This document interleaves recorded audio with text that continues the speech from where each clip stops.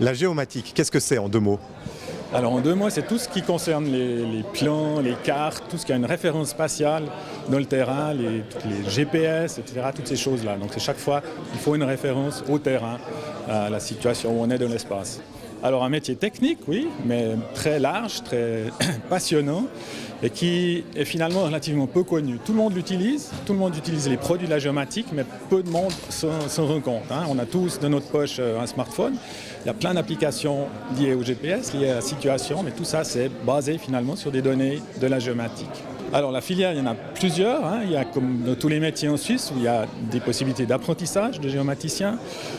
Après, vous pouvez continuer des études dans les HES, à Yverdon par exemple, pour la Suisse romande, ou alors faire des études à l'EPF au niveau pour devenir ensuite géomètre breveté, géomètre officiel. Donc toute la palette de la gamme des métiers est possible dans la géomatique.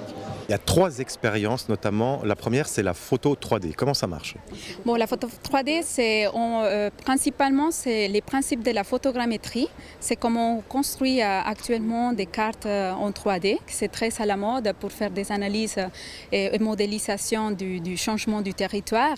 Donc, avec ce principe, cette expérience, on montre de manière facile la technologie qu'on utilise pour créer ces genres de cartes qu'on est actuellement très à l'aise à travailler avec ces cartes qu'on connaît, qu'on voit partout, mais que juste il y a 10 ans, il y a 20 ans, on n'avait pas cette technologie.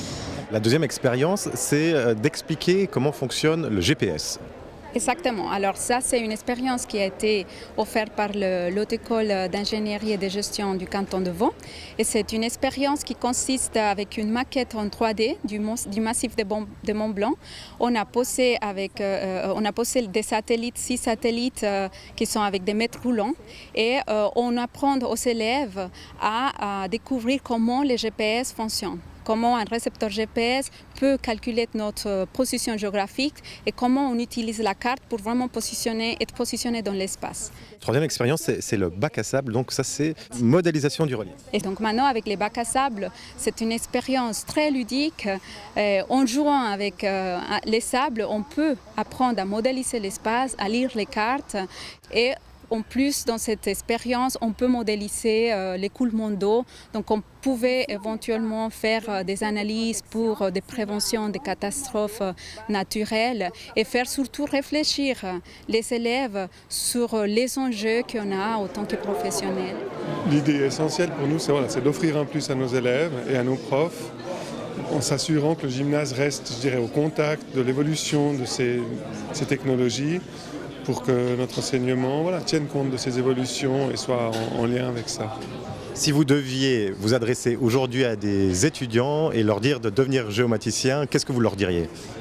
Je leur dirais que c'est un métier passionnant. Ce n'est pas que faire des plans, des cartes, etc. et de l'informatique. Il y a plein de nouvelles applications avec les drones, avec les mesures laser qu'on a à l'extérieur. Donc, on ne se rend pas toujours compte que c'est vraiment un métier nouveau qui a énormément évolué avec l'informatique. Et puis il y a de nouveaux outils qui permettent de voir plein de nouvelles choses dans le terrain.